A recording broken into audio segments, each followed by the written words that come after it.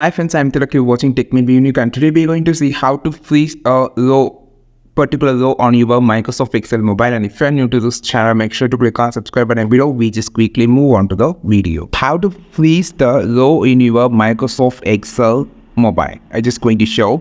So for an example, this ABCD has some value. So here I just type as this might be a 1, next it might be a 2, like that, and in the top it might be something like that. I just want to freeze the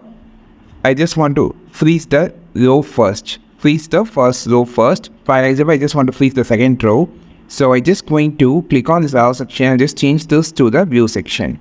Okay, now scroll down to the bottom section and you can find option called freeze pans. Click on this and here you will see this option called freeze top row. Click on this, which will freeze the first row. You can see it's freeze the first row. So this is how you just freeze something. For an example, I just going to add another sheet here. Okay, I just going to have the third sheet.